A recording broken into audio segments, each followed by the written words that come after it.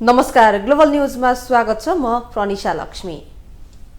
नमस्कार, म माया पाण्डे। सुरुमा हेडलाइन्स।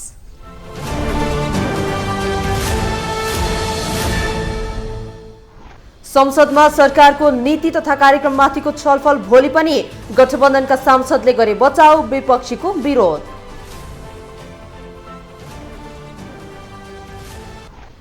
सरकारको नीति तथा कार्यक्रम औचित्यहीन भएको केपी ओलीको टिप्पणी। सरकार बाहिर हुनुको कुण्ठा भएको कांग्रेस सांसदको तर्क।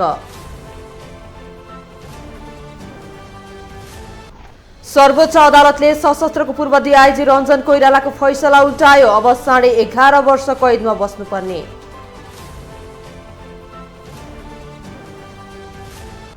रूस र युक्रेन बीचको द्वन्द्वले असर परेको भन्दै हंगेरीमा संकटकाल घोषणा। आर्थिक संकटकाल चुलिएको राष्ट्रपतिको गुनासो।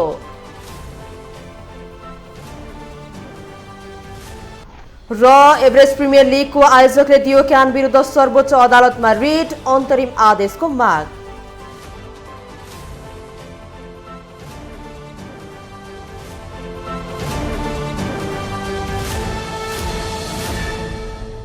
ग्लोबल न्यूज अब विस्तारमा। सरकारले संसदमा पेश गरेको आगामी आर्थिक वर्षको नीति तथा कार्यक्रममाथि छलफल शुरू भएको छ। आगामी आर्थिक वर्षको नीति तथा कार्यक्रममाथिको छलफल 2 दिनमा सकेर जेठ 15 गतेबाट बजेट पेश हुनेछ। नीति तथा कार्यक्रममाथिको छलफलका क्रममा सत्तारूढ दलका नेताहरूले बचाउ गरे भने प्रतिपक्षी दलका नेताले यसलाई गन्तव्यहीन भनेका छन्। सरकारले संसदमा पेश गरेको नीति तथा कार्यक्रममाथि बिहीबारबाट छलफल शुरू भएको छ। नीति तथा कार्यक्रमको छलफलमा सहभागी हुँदै एमाले सांसद भीम रावलले स्वदेशी कच्चा पदार्थको आधारमा नेपालमै उद्योगको विकास गर्नुपर्ने बताए। उनले विदेशबाट आयात हुने वस्तु बेसादी रहित बनाउने नीति लिन सरकारलाई सुझाव दिए। काठको वन जंगलको सदुपयोग भइरहेको छैन। पाठ्य पुस्तक र शिक्षा प्रणालीमा एकरूपता छैन। त्यसमा कुनै दृष्टिकोण छैन। सुदूरपश्चिम प्रदेशको कैलाली जिल्लाको गेटामा रहेको शिक्षण अस्पताल सञ्चालनमा नआइसकेको स्थितिमा त्यसलाई सञ्चालनमा ल्याउने कुरा नगरी डौलधुरामा शिक्षण अस्पताल बनाउने कुरा गर्नु प्रधानमन्त्रीको नितान्त व्यक्तिगत स्वार्थप्रेरित घोषणा हो, किन नभन्ने। नेकपा एकीकृत समाजवादीका सांसद तथा पूर्व प्रधानमन्त्री झलनाथ खनालले विमानस्थलहरू भ्रष्टाचारको अखडा भइरहेको भन्दै भ्रष्टाचार नियन्त्रणको पहल गर्न सुझाव दिए। उनले भूमि सुधार लागू गरेर भूमिहीनलाई जग्गा दिने व्यवस्था गर्न सरकारसँग माग गरे। सांसद खनालले भूमि सुधार लागू नगरे धेरै बालेनहरूको जन्म हुने र राजनैतिक दलहरू समाप्त हुने चेतावनी दिए। हाम्रो एयरपोर्टहरू भ्रष्टाचारका अड्डा बनेका छन्। अड्डा हरेक एउटा श्रमिकबाट उनीहरू शोषण गर्छन्। ती शोषण गर्ने सम्पूर्ण प्रवृत्तिहरूलाई विनाश गर्न सक्नुपर्छ, हामी अन्त्य गर्न सक्नुपर्छ। र त्यहाँ जुन ढङ्गले त्यहाँ शोषण हुन्छ ती मान्छेहरूमाथि कारबाही गर्न सक्नुपर्छ सरकारले। तर सरकारका मान्छेहरू नै लागेर आफ्ना मान्छे त्यहाँ भर्ती गरेर अनि त्यसपछि त्यहाँ मार्फत खाने खालका जुन प्रवृत्तिहरू आज हामी देख्दैछौँ, लामो समयदेखि जारी छ यो कुरा। त्यो कुरालाई अन्त्य गरिएन भने नेपालका श्रमिकहरूको शोषण गरेर एकाध मन्त्री एकाध कर्मचारी मोटाउन त मोटाउलान्, तर यो देश चाहिँ खोक्रो हुँदै जान्छ। सांसद हृदेश त्रिपाठीले नागरिकता विधेयक छिटो टुङ्गोमा पुर्याउन माग गरेका छन्। नीति तथा कार्यक्रममा सहमतिका आधारमा नागरिकता विधेयक अघि बढाउने विषय उल्लेख गरेर सरकार पछि हट्न खोजेको बताए।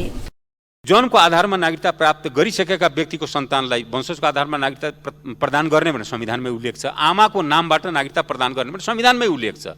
त्यसमा चाहिँ अब सहमति जुटाउने थप सहमति जो संविधानले स्पष्ट व्यवस्था गरेको छ त्यसमा थप सहमति हामी राष्ट्रिय सहमतिका आधारमा गर्छौँ भनेर जुन अहिले सरकारी प्रतिबद्धता छ नीति र कार्यक्रममा, त्यो कहीँ न कहीँ पछाडि हट्न खोजेको अथवा चाहिँ यो चुनावमा त प्रचार गर्नुभयो प्रधानमन्त्री लगायत सबै नेताहरू गएर या सत्तापक्षका नेताहरूले गएर विशेष गरी मधेसमा त उहाँहरूले भाषण त गर्नुभयो, तर अब त्यसबाट पछि हट्न खोजेको जस्तो मलाई लाग्यो। त्यसकारण संविधानमा जे व्यवस्था छ त्यही अनुसारको चाहिँ कानुन पारित गर्ने सरकारले गरोस्।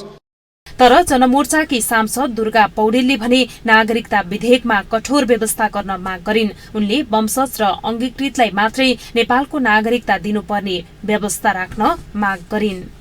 हाम्रो जस्तो देशमा नेपालको हकमा हाम्रो वंशज र अङ्गीकृत नागरिकताको जुन विधि छ त्यो विधि अन्तर्गत नै त्यसलाई लैजानुपर्छ। नागरिकता दिने धेरै खुकुलो प्रकारले लगियो भनेदेखि भोलि बिहान स्वयं नेपाली नै आफ्नै देशमा अल्पसङ्ख्यकमा पर्ने स्थिति आउँछ। त्यसैले नागरिकता विधेयक नागरिकता ऐनलाई कठोर प्रकारको बनाएर लैजानुपर्छ भन्ने हो। एमाले सांसद शेरबहादुर तामाङले गाँजा खेतीलाई वैधानिकता दिन माग गरेका छन्। उनले नेपालमा गाँजा खेतीलाई वैधानिकता दिन सके विदेशी नै नेपाली समेत नेपालमै बस्ने दावी गरे। एमाले सांसद खगराज अधिकारीले लिपुलेक, लिम्पियाधुरा र कालापानीमा तत्काल भारतीय सेना हटाउन माग गरे। जेठ 10 गते संसदमा सरकारले पेश गरेको आगामी आर्थिक वर्षको नीति तथा कार्यक्रममाथिको छलफल बिहीबारबाट शुरू भएको हो। शुक्रबारसम्म छलफल सकेर आइतबार बजेट पेश गर्ने तयारी सरकारले गरेको छ। ग्लोबल टेलिभिजनका लागि वसुधा केसी, काठमाडौँ। संसद पुनर्स्थापना भएपछि पहिलो पटक प्रतिनिधि सभाको रोस्टममा पुगेका नेकपा एमालेका अध्यक्ष केपी शर्मा ओलीले एमाले विभाजनमा सभामुखले पदीय मर्यादा बिर्सिएको आरोप लगाउनु भएको छ। ओलीले स्थानीय तहको चुनावमा सरकारले शक्तिको दुरुपयोग गरेको आरोप समेत लगाउन भ्याउनुभयो। संसद पुनर्स्थापनापछि पहिलो पटक प्रतिनिधि सभाको रोस्टममा पुगेका एमाले अध्यक्ष केपी शर्मा ओलीले सरकारको नीति तथा कार्यक्रम चास्नीमा नडुबाएको जेरी जस्तो भएको टिप्पणी गरेका छन्। उनले कांग्रेसको नीति सत्तामा पुग्ने र कार्यक्रम सत्ता टिकाउने मात्रै भएको आरोप लगाएका छन्। नेपाली कांग्रेससँग नेपाल र नेपालीको विकास, समृद्धि, राष्ट्रिय स्वाभिमान र सम्मान अभिवृद्धि गर्नका लागि कुनै नीति छैन, कार्यक्रम छैन, भिजन छैन, योजना छैन, मार्गचित्र हुने कुरै भएन, गन्तव्य सन्तव्य केही छैन। छ केवल नियत के भने जालजेल षड्यन्त्र गरेर सत्ता भोग गर्ने। नेपाली कांग्रेससँग सत्ता भोग केन्द्रित नियतको नीति बाहेक देश र जनताका लागि कुनै नीति र कार्यक्रम छैन। नीति सत्तामा पुग्ने, कार्यक्रम सत्ता टिकाउने। त्यसका लागि जे पूर्वाधारहरू तयार गर्नुपर्छ गर्ने। एमाले संसदीय दलका नेता समेत रहेका अध्यक्ष ओलीले सरकारले लिएको परराष्ट्र नीतिमाथि समेत प्रश्न उठाएका छन्। उनले नेपालको एकछिन नीतिप्रति अहिलेको सरकारको धारणा समेत मागेका छन्। नेपाल भ्रमणमा आएकी अमेरिकी उपमन्त्री उग्रा जियाले तिब्बती शरणार्थी शिविरमा गरेको भ्रमणका बारेमा समेत अध्यक्ष ओलीले सरकारको जवाफ मागेका छन्। उनले BRI बारे सरकारको धारणा माग्दै गठबन्धन सरकारको विदेश नीतिमाथि समेत प्रश्न उठाएका हुन्। विदेशी कूटनीतिज्ञहरू, मन्त्रीहरू, प्रतिनिधिहरूको भ्रमणलाई न्यूनतम कूटनीतिक मर्यादा र अन्तर्राष्ट्रिय मान्यता अनुकूल बनाउन यो सरकार सक्दैन, चाहँदैन, लाचार छ। यो लाचार छाया भयो। यो सरकार निरीह स्कटिङ दिएर एउटा सहायक मन्त्री आउँदा गुम्बामा कहाँ मैले आफ्नै देशभित्र पनि इजाजत लिएर, प्रशासनसँग इजाजत लिएर म लिमा जस्तो हुम्लाको दुर्गम ठाउँमा जाँदा, आफ्नै नेपालको बस्तीभित्र जाँदा मैले इजाजत लिएर जानु पर्यो। अनि विदेशी मन्त्री आएर इजाजत लिनुपर्छ कि पर्दैन? इजाजत लिनुपर्छ भने किन इजाजत दिनुभयो? कसरी इजाजत दिनुभयो? कसको पक्षमा इजाजत दिनुभयो? कसको विपक्षमा इजाजत दिनुभयो? छिमेक सम्बन्धका संवेदनशीलताहरूलाई बुझ्नु भएको छ कि छैन? अहिलेको सरकारले बुझ्छ कि बुझ्दैन? गठबन्धनले बुझ्छ कि बुझ्दैन? अध्यक्ष ओलीले वाइड बडी जहाज खरिद प्रकरण र सुन काण्डका बारेमा छानबिन गर्न सरकारलाई चुनौती समेत दिएका छन्। सत्ता पक्षले प्रतिपक्षलाई पेलेर अघि बढ्न खोजेको आरोप लगाएका अध्यक्ष ओलीले सभामुखले एमाले विभाजनमा पदीय मर्यादा बिर्सेर सहयोग गरेको समेत दावी गरेका छन्। चुर्लुममा डुबेर भ्रष्टाचार आफू गर्ने, तर भ्रष्टाचारको लान्छना अन्यलाई लगाउने, भ्रष्टाचार गर्ने अनुकूल वातावरण बनाउन कांग्रेस सफल देखिन्छ। बडा चर्चा गरेर सुनिन्छ वाइड बडी काण्ड। छानबिन गर्नुहोस् न वाइड बडी काण्ड। कसले सम्झौता गर्यो, कसले भुक्तानी गर्यो, कसले भुक्तानीको सुरु गर्यो? अन्तिम किस्ता त जो भए पनि दिनु पर्ला नि त। 33 किलो सुनकाण्ड अगाडि भइसकेको सुनकाण्डको मैले छानबिन गराएको हुँ। त्यसकारण 33 किलो सुनकाण्ड बडा चर्चा। उल्टै अघिल्लो सरकारको समयमा भएका सुनकाण्डहरूका पाल टालिएपछि र सुनका भरियाहरू र सुनका कारोबारीहरू गिरफ्तार हुन थालेपछि अनि बालुवाटार जग्गा काण्ड यस्तै काण्डहरूका चाङमा उभिएर गठबन्धन भएकै छ। स्थानीय तहको चुनावमा सत्तारूढ दलले शक्तिको दुरुपयोग गरेको भन्दै अध्यक्ष ओलीले बुथ कब्जा गरेको गम्भीर आरोप समेत लगाएका छन्। उनले 2 सातासम्म पनि चुनावको परिणाम नआउनु समेत शङ्कास्पद रहेको भनेका छन्। वैशाख 30 गते निर्वाचन भएको थियो, आज 14 दिनपछि परिणाम किन आइरहेको छैन? कतिपय ठाउँको परिणाम त आज 14 दिनपछि पनि आएको छैन। किन परिणाम आएको छैन? निर्वाचन स्वच्छ हुन सकेन, निर्वाचन धाँधली रहित हुन सकेन, उम्मेदवारलाई थुनेर बुथ कब्जा गरेर सत्ता पक्षले बुथ कब्जा गरेका ठाउँमा प्रहरी निरीह भएर हेरेर बसेको छ र बुथ कब्जा नगर भन्यो भने प्रतिपक्षका कार्यकर्ताहरू गिरफ्तार गरिएका छन्, यातना दिएको छ, उम्मेदवारका घरमा बम पड्काइएको छ, उम्मेदवारका परिवारका सदस्यहरू घाइते भएका छन्, घर भत्किएको छ। शान्तिपूर्णै भयो सबैतिर। संसद पुनर्स्थापना भएपछिका सबै बैठक अवरुद्ध गर्दै आएको एमाले संसदको जारी अधिवेशनबाट भने बिना कुनै कारण अवरोध हटाएको छ। यसअघिका संसद बैठकमै समेत सहभागी नहुने अध्यक्ष ओलीले बिहिबार भने झण्डै 3 घण्टा लामो भाषण गरेका छन्। 3 घण्टा बढी समय बोलेका ओलीले अधिकांश समय भने सरकारको आलोचनामै खर्चिएका छन्। ग्लोबल टेलिभिजनका लागि क्यामेरामा राजेन्द्र काफ्लेका साथमा अमृत राज काफ्ले, काठमाडौँ। नेपाली कांग्रेसका सांसद मिनुबहादुर विश्वकर्माले प्रमुख प्रतिपक्षी दलका नेता केपी शर्मा ओलीले संसदमा गरेको भाषण सत्ताबाट बाहिरिनु पर्दाको कुण्ठा भएको बताउनु भएको छ। प्रतिनिधि सभामा पूर्व प्रधानमन्त्री ओलीको सम्बोधनप्रति टिप्पणी गर्दै उहाँले सरकारको नीति तथा कार्यक्रमका विषयमा भन्दा पनि अदालतको आदेशका विषय आफ्ना कार्यकर्तासँग बसेर गफ दिएको जस्तो भएको टिप्पणी गर्नुभयो। विश्वकर्माले ओलीले हुँदै नभएका कुरालाई उखान टुक्कासँग जोडेर गफ र कुण्ठा पोखेको बताउनुभयो। उहाँले जोडेर उखान टुक्कासँग जोडेर गरेका गफलाई र त्यो कुण्ठा अभिव्यक्त गरेका कुरालाई लिएर हामीले त्यसलाई आधार बनाउन मिल्दैन। प्रमुख प्रतिपक्षी दलको नेताले गर्नुपर्ने भनेको नीति तथा कार्यक्रमको र बजेटको टिप्पणी त्यो गर्नुभएको छ। सांसद विश्वकर्माले पूर्व प्रधानमन्त्री ओलीको भाषण प्रमुख प्रतिपक्षी दलले सरकारको नीति तथा कार्यक्रम प्रतिको टिप्पणीका रूपमा सरकारले लिने बताउनुभयो।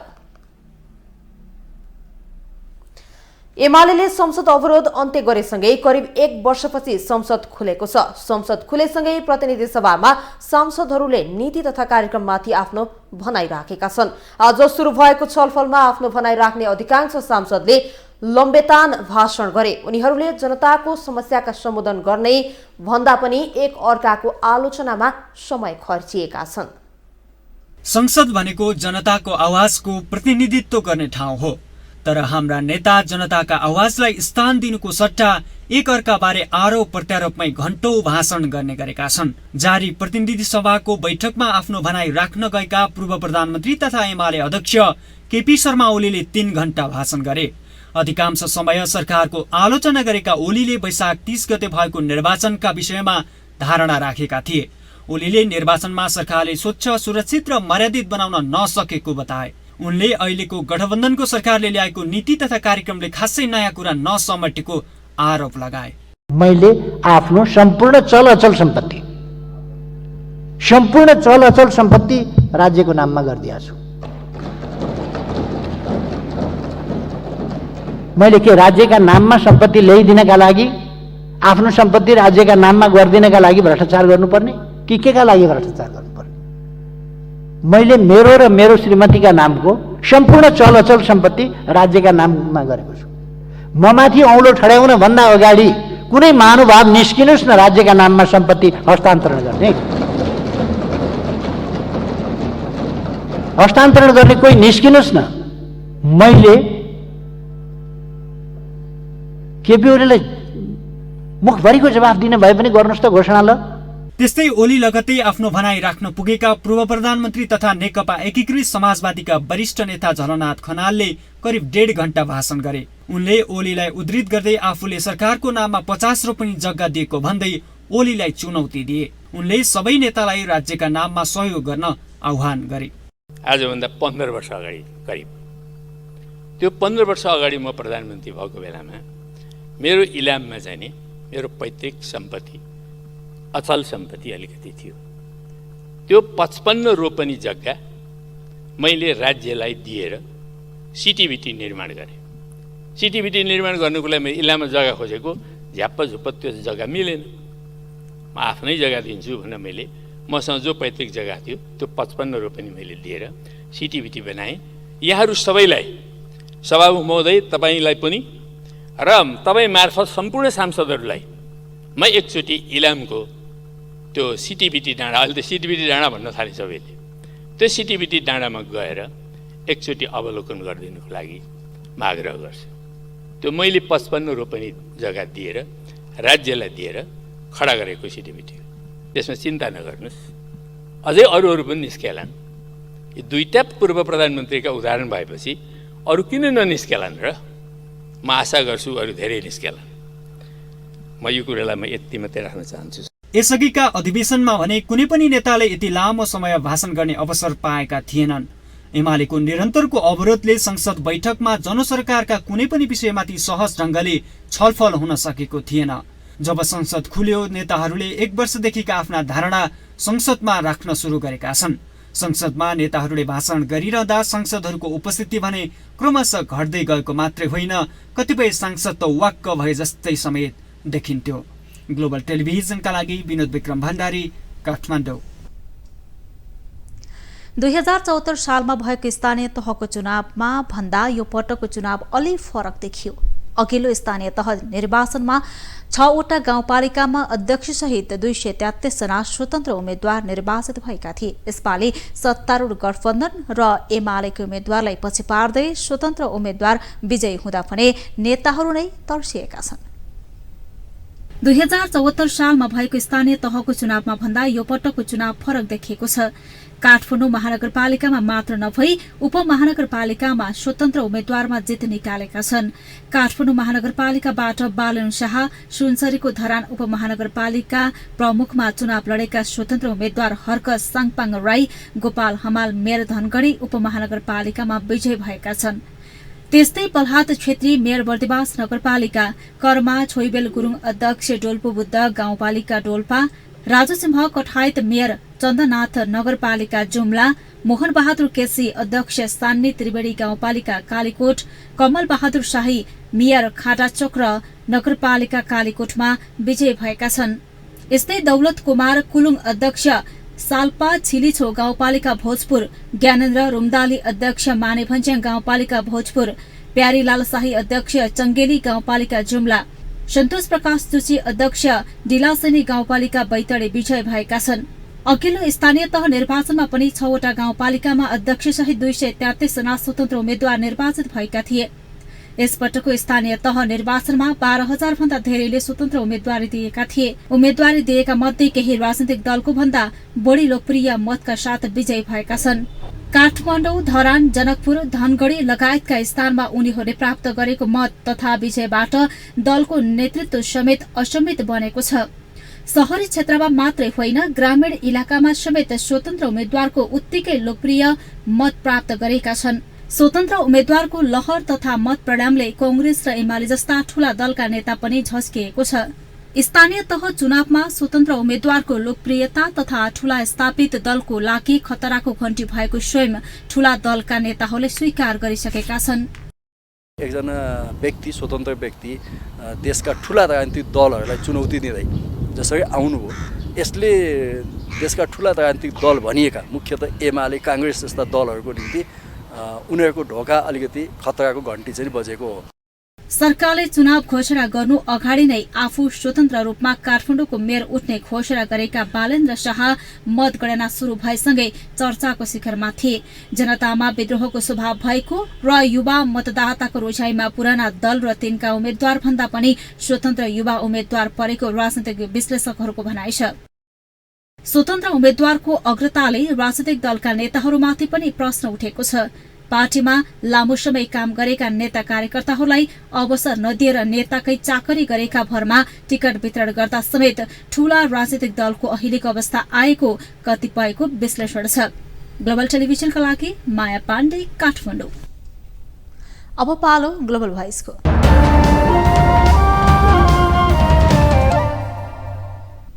पछिल्लो परिणाम अनुसार 753 मध्ये 749 स्थानीय तहले जनप्रतिनिधि पाइसकेका छन्। अधिकांशले पदभार ग्रहण गरी काम समेत थालिसकेका छन्। यसै सन्दर्भमा ग्लोबल भोइसमा आज हामीले सोधेका छौं, नयाँ जनप्रतिनिधिबाट के अपेक्षा गर्नुभएको छ? अब हामीले अपेक्षा गरे अनुसार कस्तो भने चाहिँ अब पुर्खादेखि हामीले अब जुन पुराना नेताहरूलाई भोट दिएर उनीहरूलाई जिताएर गर्दाखेरि अहिले देशको माहौल अब यसै छ, संसारमा सबैभन्दा झन् गरिबीको रेखामा हिँडिरहेछ। अहिले कस्तो भने चाहिँ नयाँ पुस्तालाई हामीले अगाडि बढायो भने उनीहरूले केही गर्छ कि भन्ने हामीले अपेक्षा गरिरहेको छौँ। वास्तविकता कस्तो भने चाहिँ बालेन साय भनेको एउटा युवा नेता हुन्।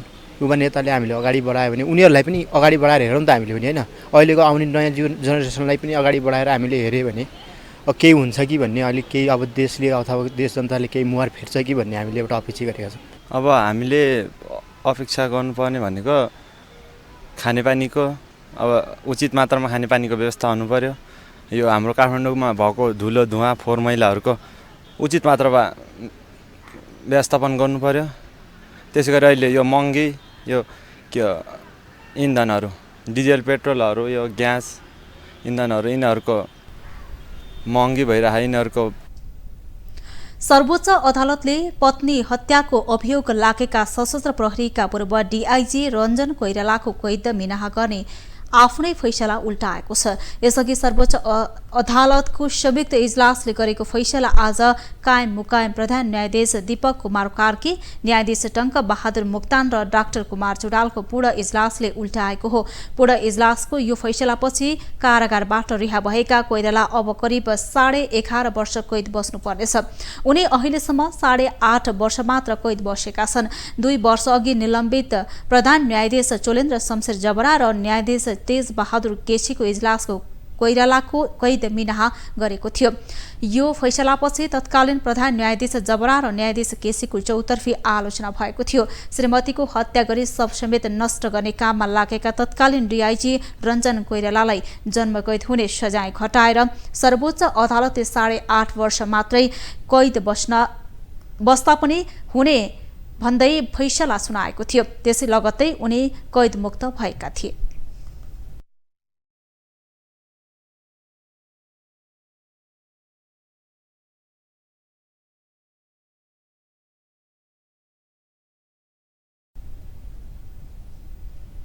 अब पालो बिजनेस न्यूजको।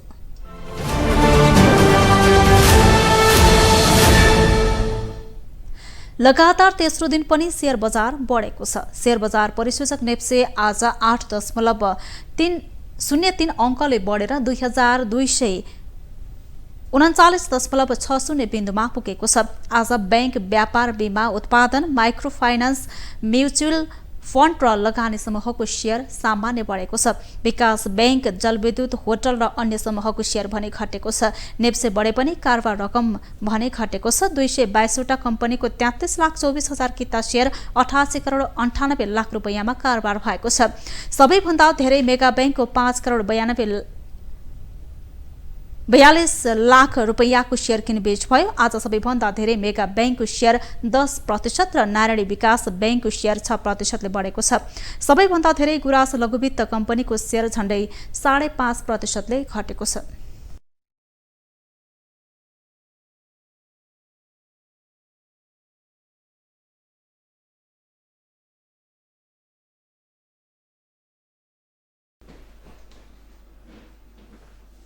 अब इन्टरनेशनल न्यूज।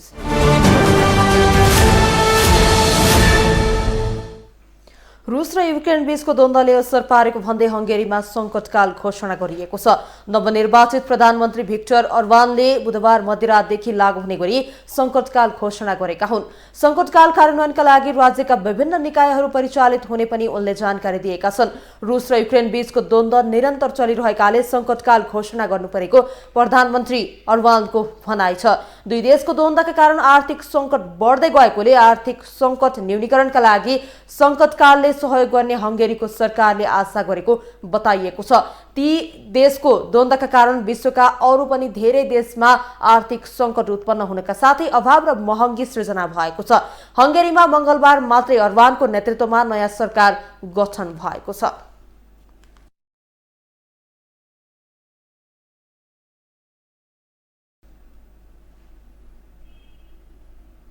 अब स्पोर्ट्स न्यूज।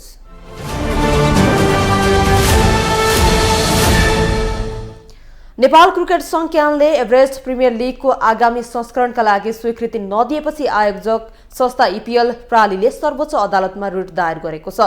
इपीएलले आज वक्तव्य जारी गरी क्यानलाई विपक्षी बनाएर अन्तरिम आदेशको माग सहित सर्वोच्चमा रिट दायर गरेको जनाएको छ। क्यान आफैले फ्रेन्चाइज क्रिकेट प्रतियोगिता नेपाल टी20 लीग आयोजना गर्ने निर्णय गरेका कारण नेपालमा भइरहेका अन्य फ्रेन्चाइज क्रिकेटलाई राष्ट्रिय प्रतियोगिताका रूपमा स्वीकृत नदिने निर्णय गरेको थियो। इपीएलले आफ्ना टिम मालिक सहित सोमबार आफूहरूले स्वीकृति नपाए क्यानको सबै कार्यक्रम बहिष्कार गर्ने चेतावनी दिएको थियो। त्यसपछि क्यानले इपीएलको धम्कीपूर्ण चेतावनीप्रति खेद प्रकट गरेको थियो।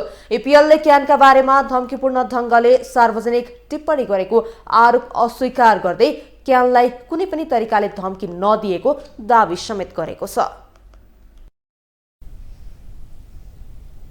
ग्लोबल न्यूजको अन्त्यमा अहिलेसम्मका हेडलाइन्स पुनः एकपटक।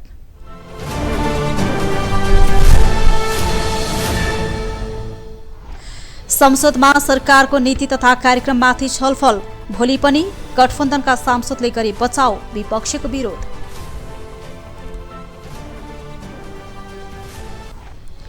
सरकारको नीति तथा कार्यक्रम औचित्यहीन भएको केपी ओलीको टिप्पणी, सरकार बाहिर हुनुको कुण्ठा भएको कांग्रेस सांसदको तर्क।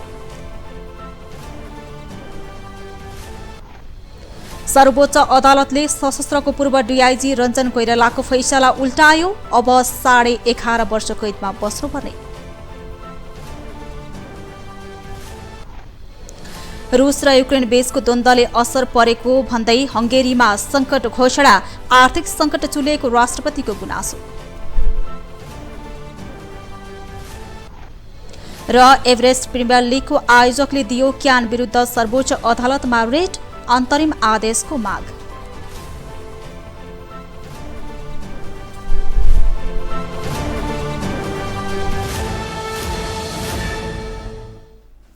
ग्लोबल न्यूज अहिलेलाई यति नै। तपाईँ ग्लोबल टेलिभिजन फेसबुक तथा युट्युबमा पनि प्रत्यक्ष रूपमा हेर्न सक्नुहुनेछ। ग्लोबल टेलिभिजन हेर्दै गर्नुहोला। नमस्ते।